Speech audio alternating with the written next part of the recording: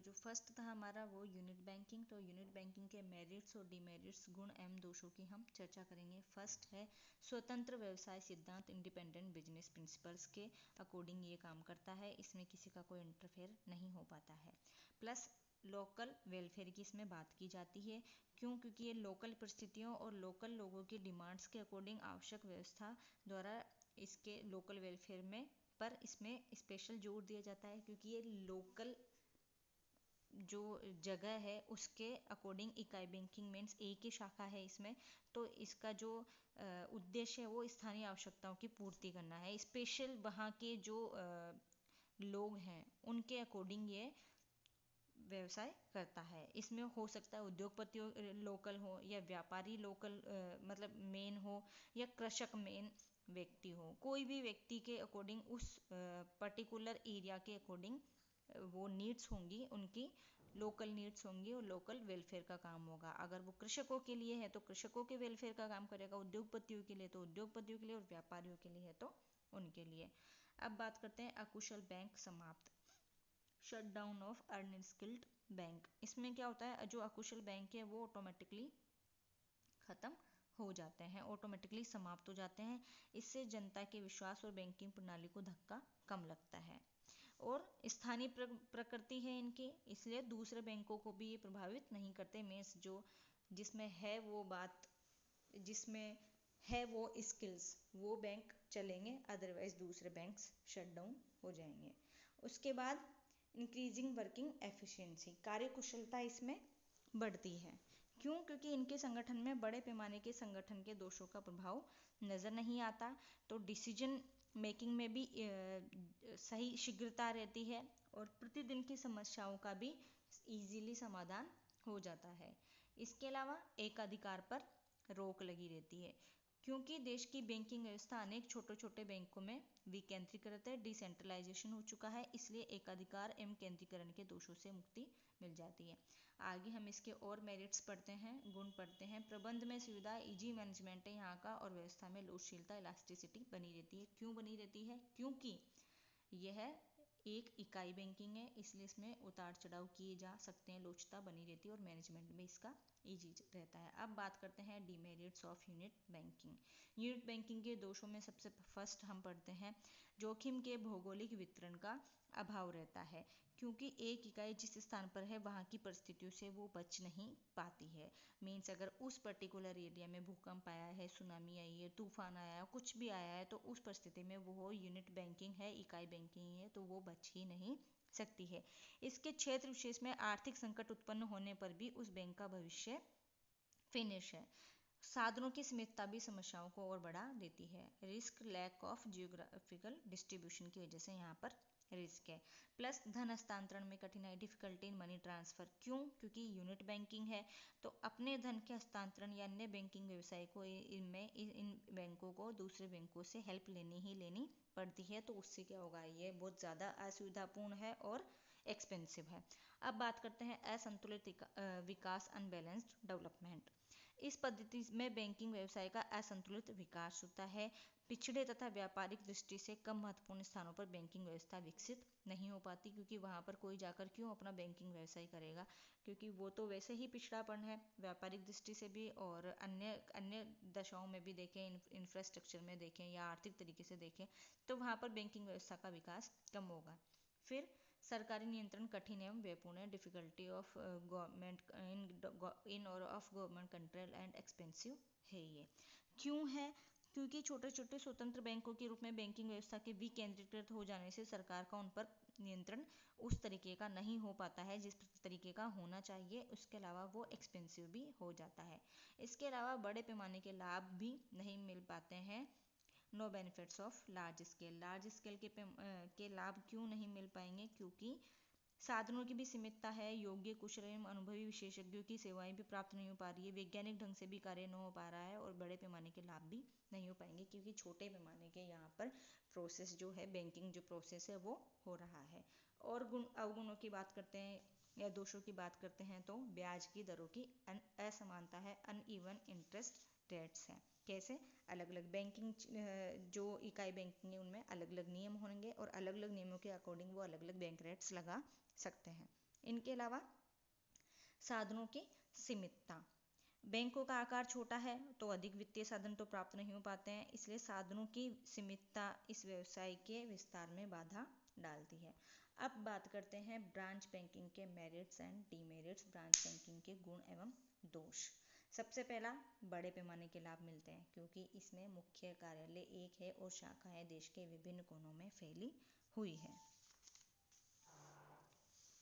इसमें साधनों की पर्याप्तता है, इंटरनल एंड एक्सटर्नल सेविंग्स हो रही है, कुशल अनुभवी एवं योग्य कर्मचारी हैं तथा विशेषज्ञ सेवाएं भी इसमें रहती है, उससे मितव्ययता आती है और प्रशिक्षण भी इसमें ट्रेनिंग कार्य जो है वो भी सरल है।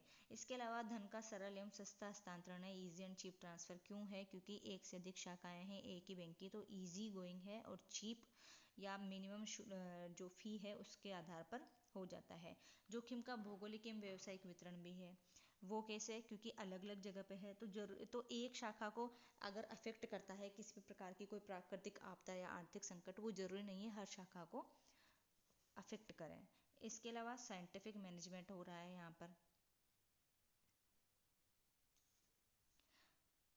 इसमें विशेषज्ञों की सेवाओं का उपयोग लिया जा रहा है, कर्मचारियों के लिए ट्रेनिंग दी जा रही है, श्रम विभाजन की पद्धति काम में ली जा रही है, तो इस तरीके से मैनेजमेंट को फायदा हो रहा है। प्लस नगद कोषों में भी बचत हो रही है।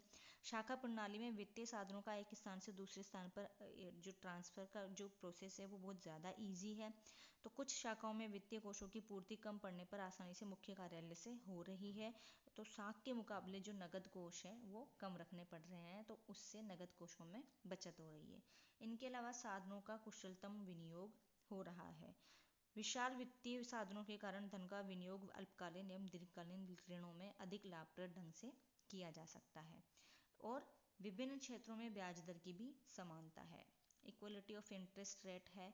क्यों? क्योंकि इसमें एक ही मेन जो है मुख्य बैंक एक है और उसकी शाखाएं हैं, तो जो मुख्य बैंक डिसाइड करेगा वही इसमें ब्याज दर चलेगी।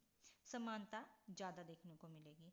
इसके अलावा बैंक के फेल होने की संभावनाएं भी कम है क्योंकि इसमें जोखिम का भौगोलिक और व्यावसायिक वितरण हो रहा है। अगर भौगोलिक तरीके से कोई विपदा आ रही है तो वो सिर्फ उसी पर्टिकुलर शाखा पर आएगी, व्यावसायिक तरीके से कोई विपदा आ रही है तो वो भी पर्टिकुलर शाखा पर ही होगी। तो इस तरीके से क्या होता है, शाखाओं में क्षतिपूरक प्रवृत्ति से बैंकों के फेल हो जाने की संभावना कम रह रही है, क्योंकि हो सकता है अदर जो ब्रांच है उसमें ज़्यादा प्रॉफिट हो रहा हो और इधर लॉस है तो वो कवर हो रहा है। इसके अलावा सरकारी नियंत्रण में भी सुविधा है। कैसे?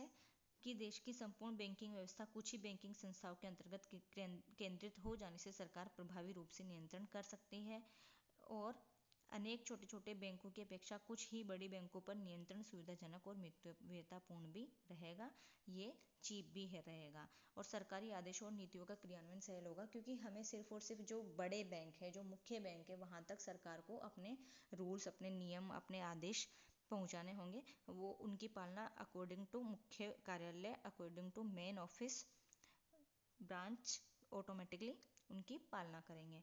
फिर बात करते हैं डीमेरिट्स ऑफ ब्रांच बैंकिंग। इसमें सबसे first difficulty in management and inspection, प्रबंध एवं निरीक्षण में कठिनाई आती है क्योंकि बड़े लेवल पर मैनेजमेंट करना है, बड़े लेवल पर निरीक्षण कार्य करना है। शाखा मैनेजरों के अधिकार भी सीमित है और नीति निर्धारण कार्य में स्थानीय परिस्थितियों की अवहेलना होने से प्रबंध कुशलता में बाधा आती है। इस जो लोकल कंडीशन है उनको भी ध्यान में रखा जाना चाहिए। इसके अलावा अनियमितताएं भी देखने को मिल सकती है और अनुचित एवं आर्थिक प्रतियोगिता भी है। प्रत्येक बड़े बैंक द्वारा अपनी शाखाएं दूसरे स्थान पर स्थापित करने की प्रवृत्ति होती ही होती है, तो उससे क्या होगा, विकसित स्थानों पर तो अनेक बैंकों की शाखाएं प्रतियोगिता करती है, लेकिन जो पिछड़े क्षेत्र हैं वहाँ पर बैंकिंग सुविधाओं से वो वंचित रह जाते हैं। और एकाधिकारी प्रवृत्तियों में केंद्रीकरण भी होगा क्योंकि कुछ मेन बैंकों के हाथ में ही केंद्रीकरण हो रहा है और इससे समाजवादी प्रवृत्तियों को तब तक खतरा है जब तक इनका नियंत्रण एवं स्वामित्व निजी हाथों में रहता है। तो राष्ट्रीयकरण ही इसका सोल्यूशन है और इसी वजह से राष्ट्रीयकरण किया गया। स्थानीय कोषों का बड़े स्थानों पर प्रयोग हो सकता है। तो क्या होता है, बैंक ग्रामीण क्षेत्र की शाखाओं में एकत्रित जमा धन को उद्योग एवं व्यापार प्रदान क्षेत्रों में हस्तांतरित कर छोटे एवं पिछड़े क्षेत्रों की अपेक्षा कर देते हैं। इसके अलावा लैक ऑफ इलास्टिसिटी, लोच का अभाव है, एक्सपेंसिव सिस्टम है, व्ययपूर्ण प्रणाली है और बैंकों की विफलता है। अगर शाखा प्रणाली में कोई बैंक फेल हो गया तो वो क्या होता है, पूरे सिस्टम को ही झकझोर देता है और उससे हानि भी अधिक होती है और जनता के विश्वास को भी भारी धक्का पहुंचता है। तो अगर बैंक फेल हो गया तो फिर वो महंगा पड़ेगा। फिर बात करते हैं चेन बैंकिंग के मेरिट्स एंड डीमेरिट्स की। इसके मेरिट्स यूनिट प्लस ब्रांच दोनों के गुण इसमें देखने को मिलते हैं। जैसे वित्तीय साधनों का पूर्ण उपयोग हो रहा है, मैनेजर की सेवाओं का भी समन्वित उपयोग हो रहा है, कार्य संचालन में इसमें मितव्ययता है, जोखिम का भी विविधीकरण हो रहा है और केंद्रीय नियंत्रण में भी विफल दोष है। ये तो केंद्रीय नियंत्रण में विफलता भी है। इसके अलावा इसके डिमेरिट्स एकाधिकार है, वही सेम इनके जो गुण है वही इनके गुण है, तो दोष भी यूनिट और ब्रांच के सिमिलर होंगे। लैक ऑफ इलास्टिसिटी है, सट्टेबाजी है, निरीक्षण में कठिनाई है, अधिकारियों में धोखेबाजी है, फ्रॉड करना, भ्रष्टाचार, करप्शन, ये सारी चीज़ें इसके दोष है। अब बात करते हैं ग्रुप बैंकिंग के गुण एवं दोषों की। गुण वही मितव्ययता है, हस्तांतरण की सुविधाएं और हिसाब किताब में एक रूपता है। इसके अलावा दोष, एक बैंक की अकुशलता दूसरे बैंक को भी प्रभाव डालती है, निरीक्षण व्यय ज़्यादा है और भ्रष्टाचार भी इसमें है। तो ये इनके गुण एवं दोष हो चुके हैं। नेक्स्ट हम देखेंगे कि बैंकिंग की कौन सी प्रणाली को श्रेष्ठ माना जाए। अगर हम इसका अध्ययन करें तो हम देखेंगे कि इकाई बैंकिंग भी सही है अपनी जगह और शाखा बैंकिंग भी सही है, लेकिन अगर हम दोनों की कार्य पद्धतियों को देखें तो शाखा बैंकिंग ज़्यादा उचित है, ब्रांच बैंकिंग ज़्यादा उचित है। और भारत में, विकासशील राष्ट्र जो है भारत, इसमें इकाई बैंकिंग ठीक नहीं हो सकती है, इसमें ब्रांच बैंकिंग ज़्यादा सही है, क्योंकि आय का स्तर नीचा है, बैंकिंग प्रणाली का विकास भी कम है और बैंकों के पास पर्याप्त व्यवसाय का भी अभाव है। इस वजह से यहाँ ब्रांच बैंकिंग की जानी चाहिए। विश्व के सभी राष्ट्रों में मोस्टली शाखा बैंकिंग का ही बोलबाला है और उनका ही तेजी से विकास हो रहा है। शाखा बैंकिंग की उपयुक्तता क्या है, उसमें बड़े पैमाने के संचालन से इंटरनल और एक्सटर्नल सेविंग्स हो जाती है, जोखिम का भौगोलिक और व्यावसायिक वितरण है, और इसी कारण से अब अमेरिका में भी इकाई बैंकिंग की शाखाएं खोले जाने की प्रवृत्ति बढ़ी है। मीन्स जो यूनिट बैंकिंग्स थी उनमें भी ब्रांच खोले जा रहे हैं और ब्रांच बैंकिंग को प्रोत्साहन मिल रहा है।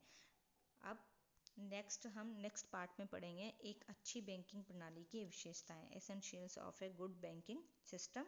अभी के लिए